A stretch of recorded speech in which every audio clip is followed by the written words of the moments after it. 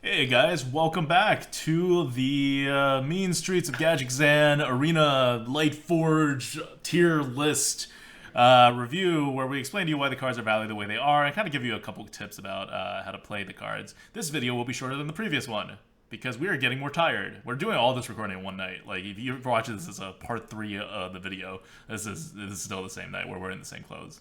We have the same hair. Yep. This is not as bad as the next ones are going to be. Like, by the time it's going to be neutrals, it's going to be like, this is a card. It is rated a 56. Next. Okay, so this is going to be fast. We're going to do the Kabal, right? We are. So Kabal is the second gang of the three gangs. We talked about Jade in the previous video. Now we're going to be talking about the Kabal, which includes the Priest, the Warlock, and also the Mage. And what are we starting with?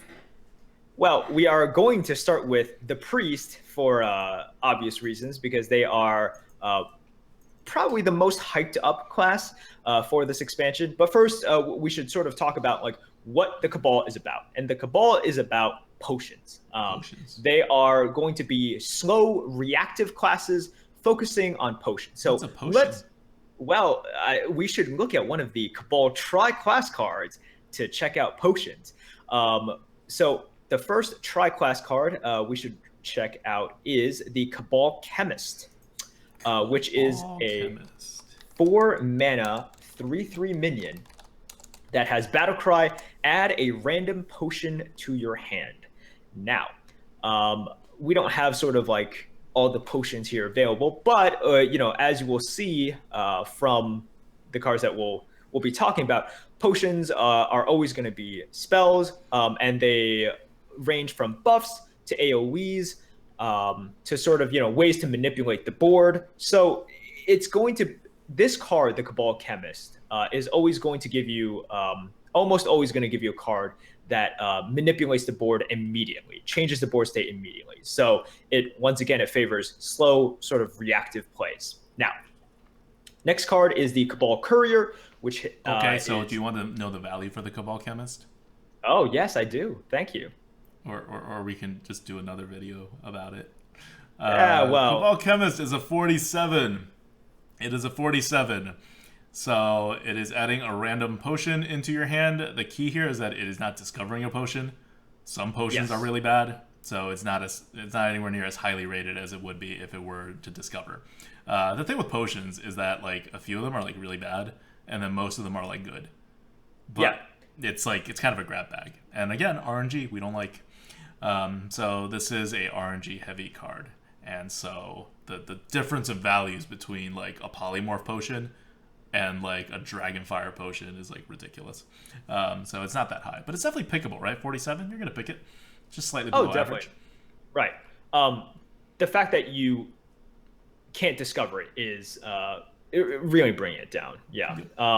But the potion can definitely swing the game. So next card is a Kabal Courier, 3-mana 2/2, Battlecry. Discover a Mage, Priest, or Warlock card. Just your typical sort of tri-class card that lets you dip into other classes. What's the score? What's the card called? Kabal Courier. How do you spell courier? Courier. It is a rare card, isn't it? It is a rare card. That makes way more sense why I couldn't find it. That makes a lot of sense. It is a 56 Kabal Courier. This is a Discover card. Notice how much higher it is than the other one? It's because it's Discover, and Discover is good, and we like it. And it cuts down on the RNG, and getting a random class card is bad, even if it's a potion, because it's random, and it could be really crappy. Here, you can still be really crappy, but you have to roll really, really poorly for it to be really crappy. So yeah, 56. Yep. It's like one higher than a Yeti. It's around where Ogre, Brood, and Spider Tank are. Like, it's a pretty premium card. Yep. Oh, right. Like, anytime you discover, like, all these are going to be pretty premium cards. These, like, semi-premium. Like, not true premium. It's just, like, good on compared to neutral cards. These, like, discover cards that are for each of the gangs. Yep. The legendary is Kazakus, 4-mana 3/3. Battlecry. If your deck contains no duplicates, create a custom spell. Now, the custom spell is going to be pretty tough for me to explain, but you can like Google it if you want. Like you can always pick like 1 mana, 5 mana, or 10 mana. Then you pick 2 abilities, and the abilities are tied to the mana, but they're always like really good abilities for that mana cost. it is worth it for you, extremely worth it for you to create a spell. This is the arena. You can draft around Kazakis as well. What's the score? The score, this is the highest rated legendary in, I believe, I may be proven wrong by one of the other class ones, but I'm pretty sure this is the highest rated legendary in the entire set. It is at 80, which really, okay, so the highest rated legendary below 7 mana is, actually, Dr. Boom's only a 79. To give you an idea of how high Kazakis is rated. It is actually one above Dr. Boom. We really value choice. Yeah, like it's just Dr. Boom is Dr. Boom, right? It's good, it's insanely powerful, but Kazakis, you can design the spell that will destroy your opponents after you figure out the opponent's game plan. And if it's late in the game, you can discover a 10 mana spell that gives you way more than 10 mana's worth of tempo. Like, that's ridiculous. The 10 mana spells are insane, but like I said, you guys can search it up. Yep. So that's Kazakis. Yeah, it's hard to describe. It's good. All right. So now that we know what the Cabal is about, it's these potions. It's playing reactively. Let's move on to the Priest. Yeah, keep in mind, it's playing reactive. I'm gonna just say this right here. Like, it's about losing the board. Like, you can have the board and you will try to get the board, but if you ever lose the board, that's where these classes shine. So you'll have classes like the Priest who will have tools and will want to really get on the board, but even if you're not on the board, you will be fine because your opponent is losing the board and because you have some of these potions that'll help you deal with things in ways that Priest had less offering odds of doing before. So, yeah.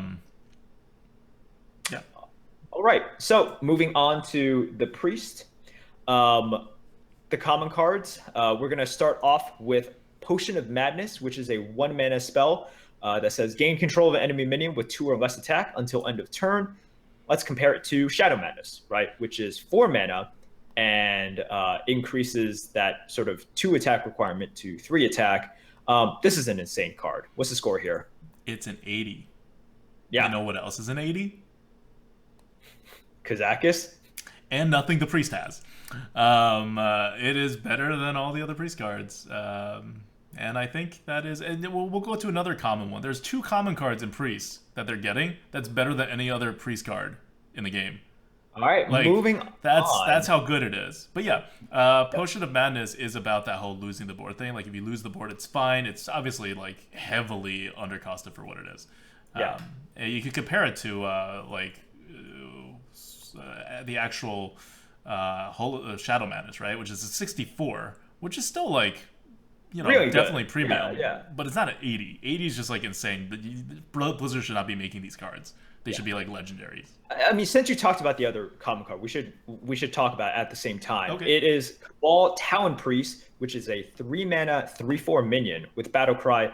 Give a friendly minion +3 health. So this is the other card we were talking about. Mm-hmm. Obvious comparison to Dark Cultist, but instead of a Death Rattle, it is a Battle Cry, which most of the time you want the Battle Cry instead of the Death Rattle. And this is ridiculous. It is appropriately statted vanilla-wise, and it has a huge bonus.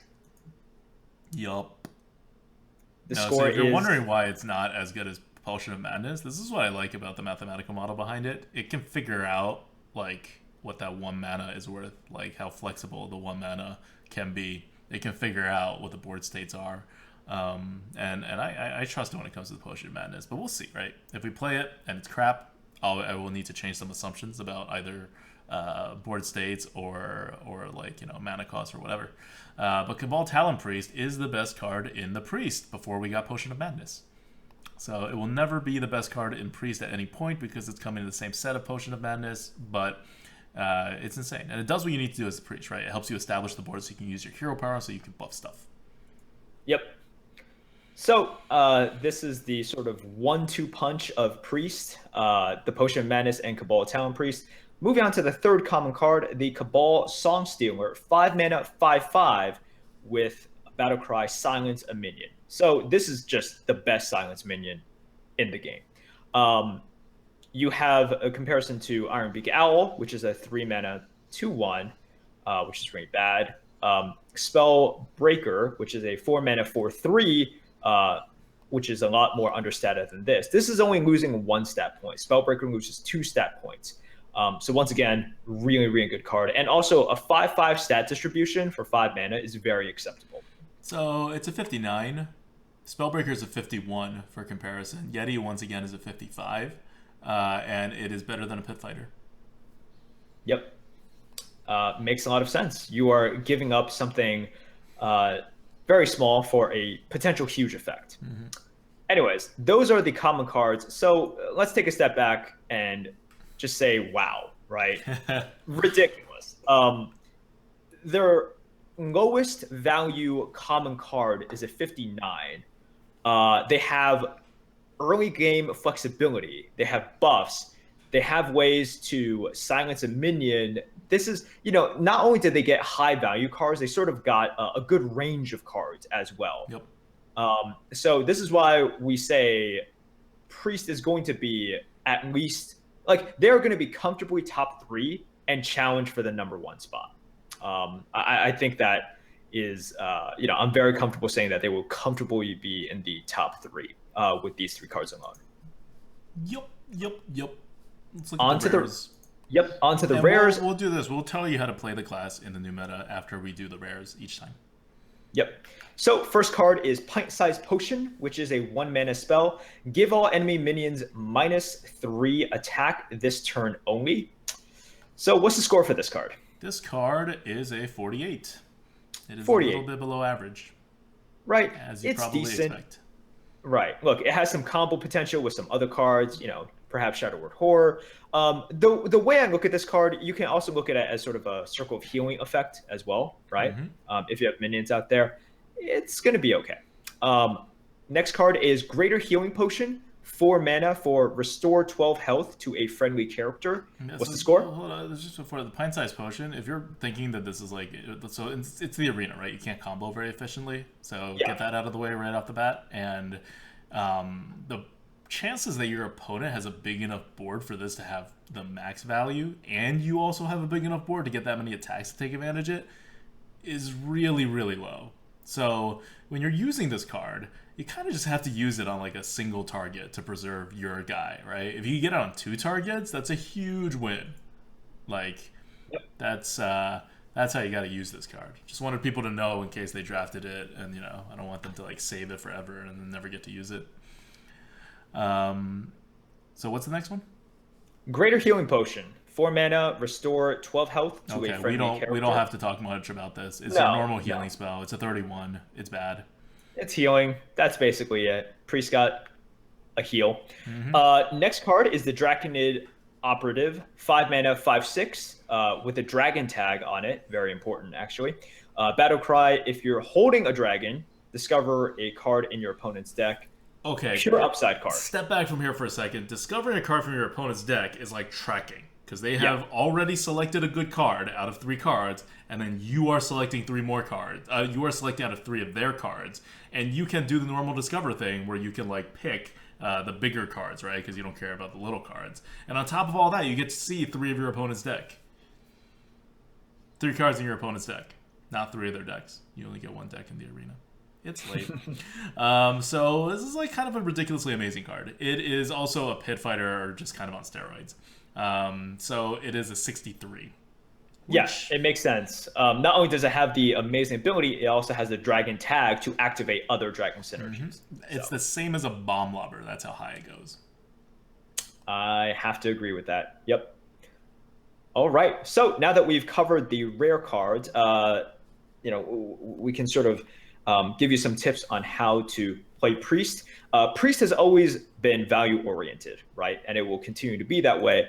But now, because you're getting offering bonuses for these, Potion of Madness is always going to be very flexible. You want to make sure you draft your 2s, because if you can hit a 2 with the Kabal Talon Priest, it'll increase the 2s. Yeah, it'll increase your win rate by so much. And honestly, other than that, if you just keep on drafting the value cards that Priest has, you're probably going to win out, because it's going to be a slower game, right? You are going to be discovering cards. You are going to be drawing cards. sort of playing reactively, and you're just going to be outvaluing your opponents and buffing stuff onto the board. Yeah, and the thing about this combo, right? Like, you already have a Shrinkmeister that's comboable, and now you have another early combo card in the Cabal Talon Priest. You drop a 3-2. You always want to drop a 3-2, because then you Cabal Talon Priest, and you can kill the 4-3 in the meta. And once you kill the 4-3, you now have a 3-1, and you have a Cabal Talon Priest. Pretty good, man. Yeah. So really, I do mean literally, draft every freaking 2-mana 2-drop, because there's no 2-drops in this meta, and you are a priest. You have no 2-drops. You have a Shrinkmeister and a Rare and Shadowboxer, and that's it. So if you don't take every 2-drop that's offered to you, I didn't do the math on this exactly, but I'm estimating there's about like a quarter chance you will not have 6 2-drops. Yep. And that's bad. That's like one of the only ways that you as a priest don't like just come out super ahead with all these cards. Yep. All right. So, on to the epic cards. I just want to say one more word about the priest. Okay. It snowballs so hard. Priest snowballs so hard because they buff. Because they buff anything that's on the board, and then they heal the stuff that's on their board. And so their hero power becomes like +2 tempo rather than the mages, which just removes 1 tempo. Like, it's ridiculous if you have the board. And you know what's going to happen in this meta? Your opponents are going to lose the board. Your cards, none of those cards that we just described helps you lose the board. You are like one of the only exceptions to the whole losing the board thing. In fact, your cards aren't even better if you lose the board. This is like the class that has been designed for this expansion to be the counter to where every other person's going. So everyone else is going to be like, oh, I'm going to go lose the board and then try to get it back later. Or like, I have all these kind of iffy like utility cards that'll probably cause me to lose the board. And here's the priest coming in and says, I have strong board cards. I'm going to take the board, and everything in my kit is geared towards making sure that once I get the board, you are screwed and there's nothing you can do to get back on it.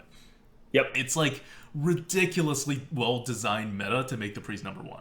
It's just, and if it wasn't for that whole Jade thing with the rogue, priest would definitely be number 1. Now, I don't know. I'd probably put them around the same. We'll see when, like, you know, you actually play how it works out. But this is just going to be a ridiculous place for the priest because of the meta. Because of the meta. Okay. Yeah, I think that was a very good point. These meta considerations have to be, you really have to consider them for your drafting and for your playstyle. Yep. First epic card is the Mana Geode, which is a 2-mana, 2/3 minion. Has the ability, whenever this minion is healed, summon a 2/2 crystal. What's the score for this one? 61. It is good. It's not that easy to heal this minion. No. Like I but said, when you do, yeah, when you do, it's really good. And even more than that, like, it's a 2-mana minion. They don't usually have like a lot of stuff attached to them. Like, it's pretty easy as a 2-mana minion to become a premium. You just have to have something that is good. This has something that is good. Yep. So next card is the Dragonfire Potion, 6 mana, and so this is going to be one of those potions that you probably want out of your Cabal Chemist. But Dragonfire Potion is 6 mana spell, deal 5 damage to all minions except dragons. What's the score for this one? This is a 68. It is really high. It is better than a piloted Sky Golem. It is below a Light Bomb. Yeah. So Light Bomb still does stuff that this isn't able to do, right? Light Bomb... it deals more than 5 damage. Right. You're expecting to deal more than 5 damage. Also, hitting all minions except dragons, that's actually a slight negative. Yep. Because even though you can try to build a dragon priest, you're probably not going to be that successful. And sometimes, they're more often going to have dragons on their end than you have dragons that you want to protect on your end, right? So, yep, good card. You're going to draft it. And we get to the legendary card, Raza the Chained, 5 mana, 5/5 Battlecry. If your deck has no duplicates, your hero power costs 0 this game. That is a ridiculous, insanely OP ability. Yeah. You're the priest. Yeah. You should. Your hero power that we describe is really good if you have the board. That costing 0 for the rest of the game is pretty insane. Now, when you can activate this is kind of a different story, right? You have to draw it. Right. So if you draw it later on, it's not going to do all that much. And if you don't have the board, it doesn't really help all that much. You just heal 2 every turn, which is, definitely something, but it's not the amazingness that it is. It's a 63. which puts it above all of your normal common cards. Yep. But I guess Holy Nova is still above it because it helps you like regain the board. Bomb Lobber is the same. Draconet Operative is the same. It's that level. Part of what's holding back is the Reno requirement, right? Yeah. And the fact that it has a Reno requirement, but you're going to want to draft a lot of like Cabal Talent Priest. You're going to want to draft a lot of like Potion of Madness as well. That does factor into sort of, like it's almost unfortunate that Razda the Chained has that requirement for Priest, because you're going to get duplicates and you're going to want duplicates of Cabal Talent Priest. Yep. Definitely. Yep. Amazing. So all these amazing cards in Priest. Priest was the worst class coming into this expansion, and I think this is the only time where Blizzard's going to be able to pull this off, like literally from the bottom to the top in one expansion. And it's just because how Priest hero power works and how the whole meta's working in favor of the Priest too. Like it's just all the things coming together. It's gonna be awful. It's gonna be absolutely awful. Because have you ever played a Priest? Like against a Priest? It is painful. You will face more Priests than you will play Priests. And that's not a good thing, because it is gonna be a lot of pain. And not a fun kind of pain where you get smorked down and you're like, oh, it's a 5-turn game. That's okay. This is going to be like a 12, 15, 18, 30-turn game. That Priest will slowly drain your resources away. And you're going to lose after 22 turns and just ask, why did I play that? Yep, exactly. So yeah, welcome to the new meta, guys. All right, so that's the Cabal with the Priest. Let's move on to the next class, a happier class, the Warlock. Very happy. Warlock, let's just start off with the common cards and see where it takes us. First card is a 4-mana minion called the Crystal Weaver. 4-mana 5/4 minion, Battlecry, give your demons +1/+1. So, look, it's appropriately statted, and it just has pure upside. So, what's the score here? It's wrong. Got it. Great. We can move on. Like we said, guys, we basically ran it through a mathematical formula. There are going to be some issues. No, this is wrong. I could tell you what it's going to be. This is not it. I don't even know what this is. I think there must be an input error somewhere. Okay, but Crystal Weaver is going to be, definitely above a Lost Hall Strider. The problem is right now this is below a Lost Hall Strider. So this is like just, we must have given it an input error and made it a 4/4 or something like that. Got it. Okay, so it's gonna be good, like really good. Like, it should be very, very good. +1/+1 is insane. Dark Iron Dwarf and Cult Master. Yep. All right, next card is the Blast Crystal Potion spell. 4 mana, destroy minion and one of your mana crystals. So this is a game changer for Warlock. Like, they never had common, like, hard removal, right? Like, they had damage in Soulfire and Dark Bomb and everything, but this is just an assassinate, right? It costs 1 less than assassinate, but it destroys one of your mana crystals. It gives the Warlock more options to play this control style that Cabal likes to play. So what's the score here? The score here is a 54. So it's probably not as high as you may think that it should be, but that's because it does have a downside. It is destroy your minion. It does fit really well with what the Warlock wants to do, but you really can't use it on turns 4 through 6 unless you somehow became so aggro that you're actually going to kill them, because you will anti-tempo yourself so hard in the next few turns that you're going to just concede the board back and you're not going to be able to finish off your opponent. It's really only like playable later on than that outside of like emergency situations. So it's 1 point below a Yeti, but which is definitely draftable, right? And you'll draft a lot of it. You're happy with a Yeti. You're happy with a Battle Crystal Potion. Your issue is going to be that you're going to face this. You're going to face this card, and you can no longer, like, the best way to play against Warlock is to put really big things out, because it puts them in a bind, right? You put a really big thing out, If they spread out onto the board, you hit face. They are losing a lot of life. That's a problem.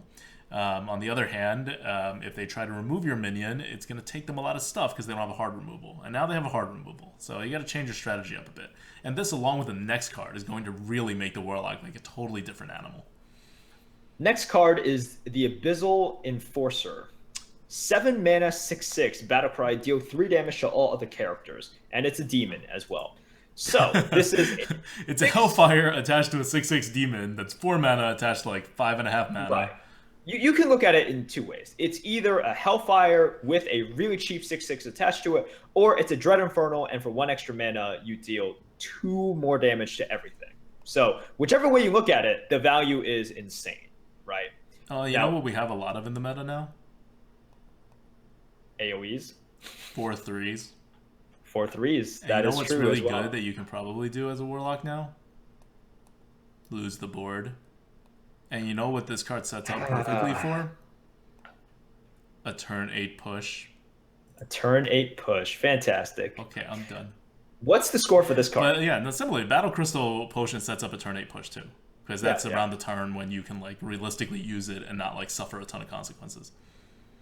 The score for Abyssal Enforcer is a 68, which puts it 8 whole points above a Dread Inferno, and the only card higher than it is a Gang Boss, because that helps you get the board even better. In the rare, Shadow Flame is also higher. Right. And of course, epics. We have Doom really high, because if you listen to the Life Forge, you know how high we are on Doom. We have like multiple 12-win runs with Doom. I'm high on it as well. We both have 12-win runs with Doom. Right. Out of the like 2 times we picked Doom. Right. Without a very good deck. This is one of those internal discussion things that was just like sometimes we see really eye to eye and sometimes we don't. We are already penalizing Doom beyond the mathematical model. We are. We are. We're hurting it on purpose, and it's still insanely high. It is. So Abyssal Enforcer, this is a card where if you look at it, you say it should be like the best card ever, right? The amount of value that you get and the amount of initiative that you get is ridiculous. If it were to go in any other class, like if Mage got this card, well, first of all, I think Mage would be the best class to get this card. Like they would use the best. It would probably be like 120 or something insane. Probably not 120. Probably not 120. I exaggerate. But the reason that it is held back in the Warlock is because of those reasons. Because you're the one who wants to build the board, because you don't really like taking base damage, because Warlocks typically don't operate great with big cards in general. So all of these things sort of chip away at the value of the Abyssal Enforcer, and it ends up being lower than an Imp Gang Boss, which I strongly believe in. I would still take Imp Gang Boss over this card, but it does end up being the second highest Warlock common card, right? Yep. So after this, like we look back at all the common cards and we see that Warlock did not get anything cheap. They got a hard removal, you know, a very good 4-mana minion, but still it's a 4-mana minion, and the Enforcer, which is an AoE with a body attached to it. So, you know, gone are the possessed villagers, the Malkazar's imps. They don't get any of those for this expansion. They just got heavy control elements here. So, once again, heavy value, lots of control. It's going to be interesting because this is a stark contrast. It's a game changer. With how they've been drafted. And if you do a game changer, you have to really give them tools to go the other way. And they did, though. They did. So Warlock used to be like, you have to be on the board, you have to control the board, and then you use your hero power to win. And every now and then you get a deck with like 2-3 board clears and like some like taunt and heals, and you're like, all right, I could do a sort of control thing. And it works very well because no one expects it. Now it's going to be, I think, more 50-50 with this expansion. And that's going to make it really hard to predict Warlocks from the very beginning, and it's going to be really hard to draft Warlocks too. Like, I think it's going to be really interesting drafting Warlocks. Right. So, on to the rares. The first card that we have for the rares is Blood Fury Potion. Another potion. So remember, this is another potion that you can get along with Blast Crystal Potion. This is a 3-mana spell. Give a minion +3 attack. If it's a demon, also give it +3 health. So it's either a overcosted Blessing of Might or it could just be sort of an appropriately costed Blessing of Kings. What's the score for this one? The score for this one is a 37. You don't have to know what that means, just don't take it. It's probably not going to be great. Yes. Next card is unfortunately also going to be a bad card. Sea Devil Stinger, 4 mana, 4/2 Murloc. Battlecry, the next Murloc you play this turn costs health instead of mana. Oh my god, so good! What's the score? It's a 30. It's even worse than the Blood Fury Potion. Don't pick As it. it should be. Next one. Fellfire Potion. This is the interesting one. 6 mana, deal 5 damage to all characters. Yep. That includes your face. That includes your opponent's face. It is a 60, which puts it above a Yeti. It is board clear that you can pick. What really hurts is they deal 5 damage to your face. That hurts. So you have this amazing card, and it's rated kind of, I think, more poorly than people may expect, just because, look, when do you want to deal all damage to characters? When your opponent has a big board and you don't, right? What's that situation? Your opponent's probably hit you a little bit already before you got that board. And now you're going to deal 5 more damage to yourself. And this card doesn't even help you get on the board. You have to do something else to get on the board, or else it's like Flame Strike, right? They'll just reset up. Right. It's problematic. It is. But we're sort of nitpicking here or there. Is this going to be a useful tool? Are you going to draft it? Definitely. Right. Yeah, and that's and that's reflected in the score. This Warlock has now 2 AoEs and 1 hard removal in this expansion between the expansion alone and with the offering bonus. This is going to be a different Warlock. This is not your father's Warlock. And by father, I mean someone who is a year older than you and played this game in the last expansion. So hopefully not your father, because that's really weird. Anyways, now that we've covered the rares, sort of, how do you play the war? We've basically covered that, right? You are sort of forced to play this in-between game in which you definitely want to get out there, but at the same time, you're sort of forced to draft these high-value board clears as well. You just want to make sure, as a warning. So I'll tell you what not to do. Don't draft too many of these cards. Yes. Because if you draft too many clears, what ends up happening is even if you clear over and over again, your health is going to get too dangerously low, and all they need is 1 or 2 cards just to finish you off. Yeah. So because you're going to get offering bonuses to this stuff, don't draft the 3 Abyssal Enforcers with 2 Fellfire Potions. That is 3 Abyssal Enforcers, period. Unless you have Void Callers to back it up. Right. But that kind of deck, the crazy deck with all these AoEs that also damage your face, that is a losing game. Yep. Because you're not only going to be losing the early game, your stabilizing forces are going to kill you. Yep. So watch out for that. It's not very stabilizing. Nope. All right. Let's go to epics. Let's do it. First epic card is the Unlicensed Apothecary. 3 you're mana. Gonna like this one. Oh, I'm curious as to what the score is for this one. So but it's a 3 mana 5/5. Yep. And it's a demon, and it deals 5 damage. We were talking about how bad dealing 5 damage to you is. Right. And whenever you summon a minion, deal 5 damage to your hero. So what is this? It is a 66. Appropriate. It's a 66 because you will probably first of all, 5/5 is insane, right? You know what? Dealing 5 damage to you, Pit Lord's at 54. And that deals 5 damage and it only gains +1/+1 stats, and it happens way later in the game. Well, 1 turn later in the game. This one gains. Oh, you're talking about Pit Lord. Pit Lord, yeah. Pit Lord, yeah. So it has a Pit Fighter stats, but it comes out 1 turn earlier in exchange for health. This one, if your opponent sees it as a threat and actually removes it, it's just free, right? Because you're not summoning a minion on the same turn that you summon this guy. And if you do summon a minion, you're going to summon probably just 1 minion on turn 4, so you just take that 5 damage. And then on top of that, you're going to probably trade this away, right? The whole point of having a 5/5 out there is not to hit your opponent's face, it's to kill your opponent's minions. So you're going to hit a minion, kill it, your opponent's going to do whatever, probably not kill this, or probably kill it actually, because they know that the next turn you're just going to throw this into whatever's left, which is probably going to be their like 4-drop. And their 4-drop's going to have like 5 health, so this can kill anything. Like, it just trades really well on the board. Yeah. And it'll probably only deal that damage to you once. And that's assuming you have minions. Yep. So, good card, reflected in the score. I can't wait to play with this card. I think it's going to be a lot of fun to play with. It does have some anti-synergy with like Imp Gang Boss and stuff, but it does. But, yeah, the upside is too good. Anyways, yeah. Next card is Kabal Trafficker, 6 mana, 6/6. At the end of your turn, add a random demon to your hand. So, if you compare this with the Boulderfist Ogre, you sacrifice a single health to add a random demon to your hand. And if it survives, if it survives, which it probably will because it has 6 health.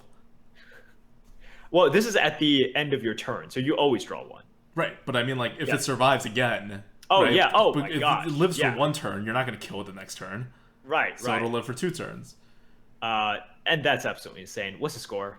It is a 65, which puts it above a Dread Inferno, and, like, knocking on the door of Abyssal Enforcer here.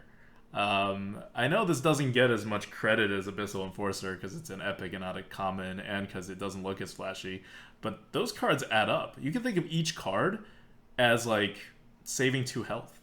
Yep. Because you don't have the hero power anymore. Although the fact that it gives you cards, basically card addition or card draw in Warlock is not as valuable as in other classes. So like the fact that this gives you cards is valuable, but at the same time, like if this were to go to another class, it would be insane, right? I love how chat's saying it should be an 80 or a 99. We just, like, the best card is Imp Gang Boss, and it's only a 70. Like, the scale is not the same as it used to be, man. You gotta go with the new scale here. Yeah. So guys, remember that everything is shortened a little bit. So when we say something is like a 55, that's like you can see in this tier list behind me, right? This is all sorted by value on the top. Mm-hmm. But first I mana them by value. Like, those are the best cards that this class has. Yeah. And also, by turn 6, I want stuff to have an effect. You know, I don't really want to be drawing cards off of my cards that I play.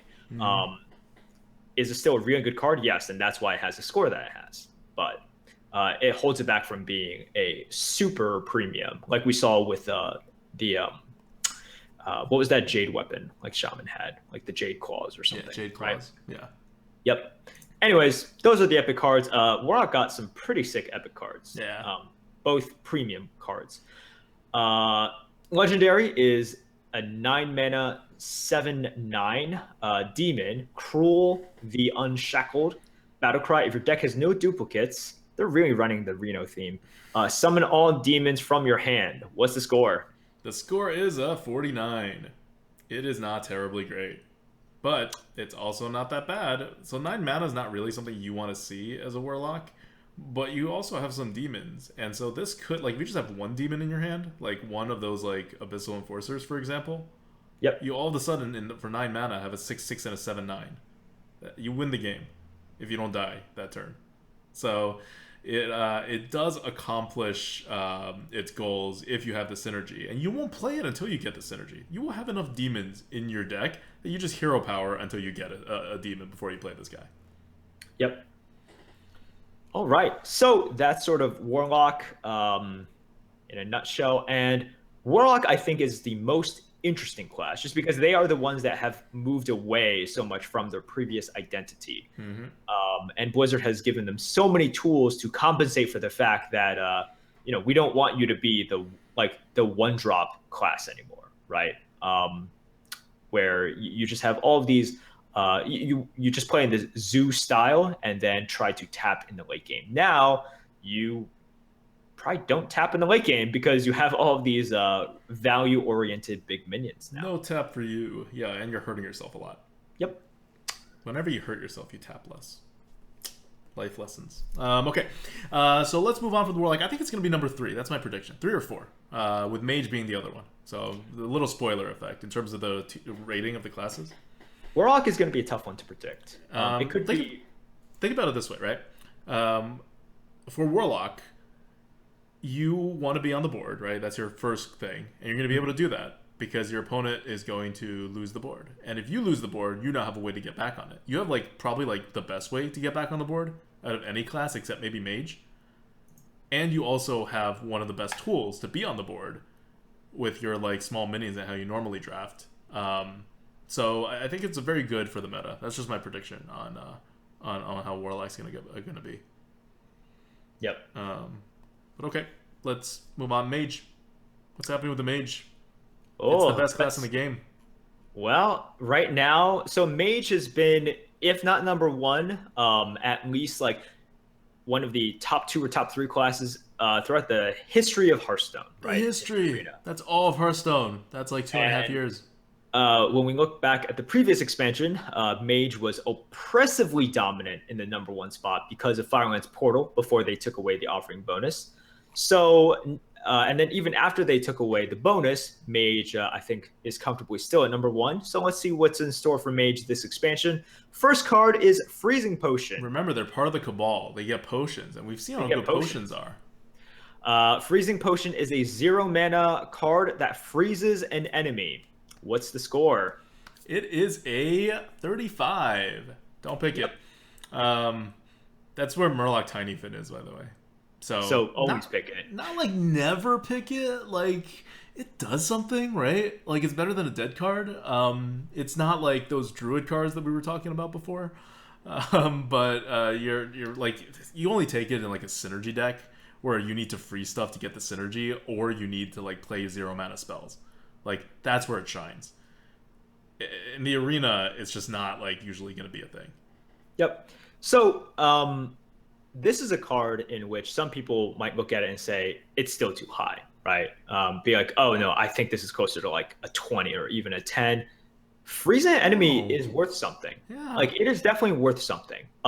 Frost Nova is worth something, right? It is not and Frost Nova is actually quite a bit more mana inefficient. Way more mana inefficient than this is infinite value. That takes 3 mana to freeze 2 or maybe 3 more minions. Right. So there is definite tempo advantage to this. In terms of tempo advantage. What's a pretty decent card that everyone thinks is pretty good that freezes things? Yeah, Frost Elemental. It's a Frost Elemental. And you know where Frost Elemental is on our tier list? I, for some reason, can't find it. It is getting late. Oh, because it's 6 mana and not 5. That's right. It's a 49. It's a tiny bit below average. It's been falling as it progresses. But one of the things Frost Elemental does, and it's decent, you pick it in decks, is it loses so many stats for just freezing something. It loses 1.5 mana's worth of stats for just freezing something. You know what Freezing Potion does? It does it for 0 mana. So if you can do a 1.5 mana ability for 0 mana, that's a 0 mana 2/2, right? That's insane. Yeah. You would never allow that to be a card, but Freezing Potion is a card. You just got to put it in the right deck. Yep. All right. So we talked a lot about Freezing Potion because that is actually the best card Mage is going to get. I'm kidding, but not by that much. Next card is the Kabal Lackey. It is a 1 mana 2/1 with the battle cry. The next secret you play this turn costs 0. So it's 2 points better than a Freezing Potion. Yep. I think some people will be surprised at this because when this was revealed, and I remember it, I was looking at the Reddit. Some people were saying this is a broken card. Once again, Mage got another broken card in the arena. Those people couldn't be more wrong. I don't know who those people are, but they don't know how the arena works. This is not a good card at all. And I'll explain it simply in a few ways. Number 1, Mage Secrets are bad. Number 2, Mage Secrets on turn 1 are really bad. Because Mage Secrets all scale, except for the armor. Everything else scales to what your opponent's doing. So if your opponent's doing stuff with 2-drops, you're giving up card advantage and you're not gaining that much tempo. You could think, oh man, a 3 mana secret, but it scales. So it's like a 1.5 mana secret when you play it on turn 1. Yep. And that is only if you are able to draft a secret, get both in the mulligan, and be able to play it. Yeah. And in which case, you've weakened your deck, and you have not gotten that much out of a combo, right? And And you you used should up a get quite a lot. card. Using up a card, you have less cards in your hand to like choose from. You're not gonna hit your 2-drop or your 3-drop. Remember, no 2-drops. You need 2-drops. Don't fill your deck with secrets. There's so much utility stuff that all the utility stuff is going to be problematic. Yep. And the like biggest problem with this, as you can see, it's a 2-1. It's very small, right? It is really, really small. And with mages, they want to win the value game. Historically, that's how they've tried to win games. They use their value oriented spells. They'll take some premium ones, but Cabal and Lackey is, if you're not playing a secret, it is a Murloc Raider, and that is not the way to win as a mage. Nope. Someone in chat just compared to Clockwork Gnome. Clockwork Gnome's a 45. Clockwork Gnome is a respectable bad card. Cabal Lackey is not a respectable bad card. The spare part you get is significant. Yeah, and it's a mech. You can trigger stuff. Yep. This needs to be triggered. By a secret, you have to actually pick another card that sucks. Whereas stuff that buff mechs don't suck. Yep. Yeah, like what's the highest secret that Mirror Entity is the best secret? It is a 48. So the best secret's even below average. Yep. So that kind of, I think that explains Cabal and Lackey pretty well. So the first 2 cards are Mage Commons. Remember, they get an offering bonus. So even if you're like, oh, I'm just not going to take this card, it's going to ruin your drafts. It's going to just... And remember, they took away Snow Chugger. So Mage only has 1 2-drop now in the common slot. So it's, not going to like just all of a sudden tempo out for no reason. It's going to just play whatever game it's currently playing and just be much weaker of a deck. Because those are like almost never picks, right? Like you don't want to pick a Freezing Potion, you don't want to pick a Cabal Lackey. Yep. All right, so the third common card in this expansion is a 5-mana 5/5, which, as we stated, is, for being understated, it's more acceptable. It is a Cryomancer with the battle cry, gain +2/+2 if an enemy is frozen. Once again, we see this, sort of Druid of the Fang effect where the minion that you play, if you are able to match this requirement, it gets a buff. What's the score? Yep. So the problem with this card is things are only frozen on your turn if your opponent freezes. Like if your opponent walks into a freeze, it gets frozen on your turn. Otherwise, you have to play another spell to freeze it. So it's not even coming out on turn 5 to be a 7/7. Or you have to have or you have to have a Water Ellie, that one card. Yep. So yes, Water Ellie turn 4, Cryomancer turn 5. Great. Outside of that one combo, it's just not going to trigger really when you want it to trigger. It is a 46. It is only very little better than a 5/5. Yeah. The problem is you're just not going to get Water Ellie that often. And obviously, if you get a Water Ellie, that's great. But then you have to, link up Water Ellie with this one immediately, right? Yep. So that's just really tough. And then if you don't get that, it just becomes a understated 5/5. And yeah, you have the offering bonus of Freezing Potion, but are you actually taking Freezing Potion? Yep. Okay, so Mage bad. I don't want to spend too much time on this because Mage bad, right? That's gonna be the theme here. Mage bad. Okay, let's go on to the rare cards. Got it. Starting with the rares. 3-mana Potion of Polymorph. It's a secret. Mage bad. After your opponent plays a minion, transform it into a 1/1 sheep. How different is this from a mirror entity? Your opponent gets a sheep. I mean, basically it. That's it. It doesn't change anything. Yeah. So bad. So bad. Next card is God bad. A 3-mana spell once again. Volcanic Potion, deal 2 damage to all minions. We've seen this in Demon Wrath. It's another AoE. It's a little bit smaller. But what's the score for this one? This is a 53. It's pretty decent. It's decent, right? It's not amazing. Demon Wrath has some synergies with Warlock. Demon Wrath is a 60. And This it also is in Warlock, a deck where you can hero power to like do stuff, and it also has a demon synergy. This one doesn't. Yeah. So that's kind of the difference there. It's still good. Still good. Better than average. You're going to take it. And it is the best card that the Mage has this expansion. Fantastic.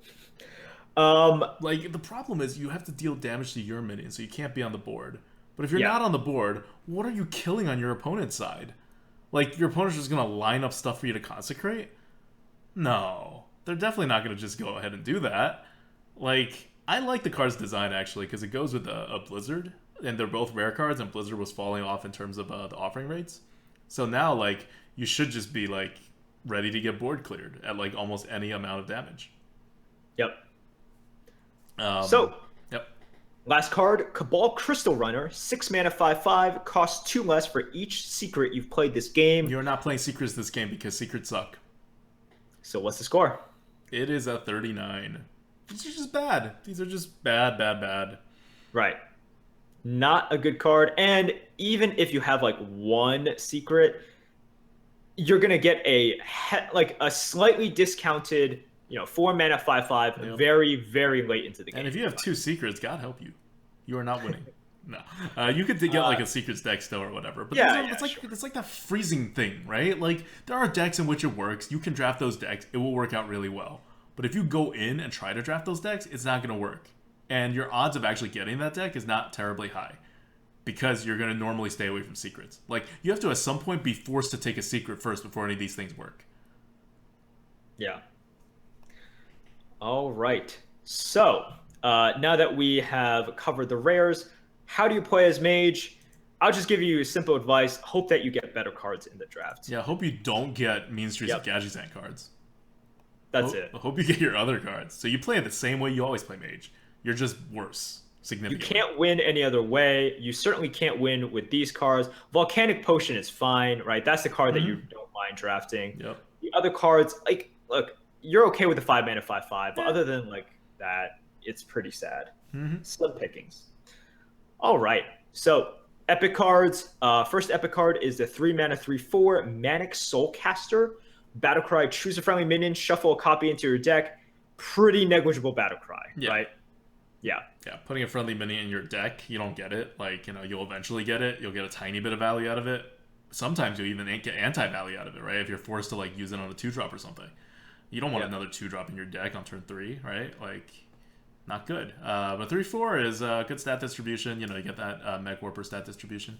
They made it an epic, though. This would have been, like, the best Mage card of this set if they just made it a common.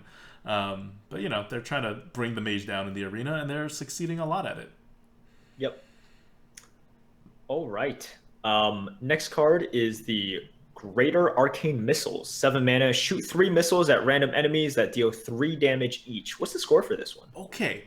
So you know how, like, Arcane Missiles is 1 mana? Yeah. You know something's wrong when you make the Greater Arcane Mana 7 mana. Like, Greater Arcane Missiles, yes. Greater Arcane Missiles. It's still random. You still can't control where they're going. Like, the best use for this card, really, is that your opponent has an empty board and you throw all 9 of them at the face because you can actually plan for that. Right. So it's just a cheaper Pyroblast. Yeah, but it's a very situational cheaper Pyroblast because your opponent can't have anything in their board. And it's like there are situations in which you're like, I don't really care where it hits. It always kind of like vaguely helps, and then I'll use my minions to clean up or my hero power or whatever. But it's 7 mana. You don't even do anything else that turn. You just pass the turn to do nothing. Like, the thing that is most similar to Greater Arcane Missiles is probably that Paladin card, Avenging Wrath, which is a 48, which is not that bad. But that is 6 mana and deals 8 damage. This is 7 mana and deals 9 damage. That also deals damage individually 1 by 1, which is much better because it allows you to exactly kill the minions you need to kill and then not be, like, overkilling. Whereas the 3 damage, you can still overkill. Like, it's just... It's so bad. It is a 36. It is so bad. Like, it's freezing part levels of bad. Someone in the chat points out it does gain +3 from every spell damage. That is true. You're probably not going to have that much spell damage, though. But No. it is true that it gains 3 damage. But keep in mind, those are still damage that you can't control that is likely to overkill stuff if it ever hits the board. Yeah. And this is even with spell damage. Yep. So, and remember, this is Arena we are talking about. Spell damage is not a highly sought after stat. So it's going to be tough to even pull off like the 4 damage missiles. Yep. Anyways, onto the legendary 7 mana 5/5 Ink Master Solia. Battlecry, if your deck has no duplicates, once again, Reno effect, the next spell you cast this turn costs 0. What's the score? It is 51. You're not playing it without a spell. You're going to have spells. So Right. you're going to either play a 5/5 that you're going to save some amount of mana from it, right? Right. But at the same time, you got to combo it. And you can't play it until like turn 7. But this is like, I mean, you know what you were waiting for, right? You're waiting for Ink Master Solia with your Firelands Portal. You're waiting for Ink Master Solia with your Flame Strike. And you're going to pick a lot of those cards, and it's going to be okay. So this is one of those cards that when I first saw it, I thought it was going to be total crap. And I thought about it, and I was like, yeah, you know what? It combos pretty well with a lot of like very normal Arena cards that you see. Yeah, definitely. And it works sort of perfectly with Mage's most powerful spells, Yep. right? Which is also the most commonly drafted ones. Yep. So it does work out.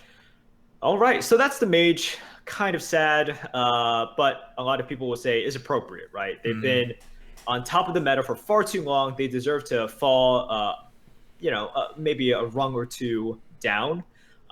Mage will never be like bottom tier because of their hero power. But I think it wouldn't be that surprising if you saw them like out of the top 3. I don't think they'll be in the top 3. I think this is a chance, but I would put them at 4. Yeah, I would put them below the Warlock and at 4. So but we'll see, right? Hero power is still hero power. Hero power is still really, really good, but we shall see. I think I can confidently say though, I can't see the Mage being number 1 anymore. Yeah, no, that's true. This hurts a little bit too much. Yeah. But anyways, that covers the Cabal classes, covers the Priest, covers the Warlock, covers the Mage. Do you have any concluding thoughts to wrap up this part 3? Nope, Cabal's not really much of a theme. It's just like we're going to give you more removals. The classes, though, are all good, right? That's the theme of Cabal in the Arena. These are 3 good classes. I have Priest at number 2, Warlock at number 3, Mage at number 4. That's pretty good. This is not like a spread the way Jade was. This is just like good, solid classes. And it makes sense, right? Because if you have something that's not combo-y at all, it's going to be better for the Arena. That's how it's going to be. So, yeah. Especially board clears, which this class has some of. But before we end this segment, this is part 3. We will be doing the Goons next, and then Neutrals after that. I want to give a huge shout out. First of all, to everyone who's up this late with us, watching and commenting. You are giving us a lot of energy right now to make it through, and we will need more of that coming up. But also to the mysterious programmer of the Lightforge.com, who really worked his butt off to make this like available in time, and we've been having it's kind of amazing that this whole thing's even ready. We've done a lot of stuff to it in the last few weeks, and also to Alter Slayer, who is our mod and also our art person for the Lightforge.com. She made these little icons, and these are like little, I can't zoom in, but these are like the little Gadgetzan buildings to show what the set cards are. So a huge shout out to Ultra Slayer as well. Thank you guys so much. And you, if you're watching this on YouTube, please subscribe to the channel. That really means a lot to us, and we will see you in part 4 is coming up next. Oh god, it's gonna be 2 a.m. All right. See you guys. See you in part 4, guys.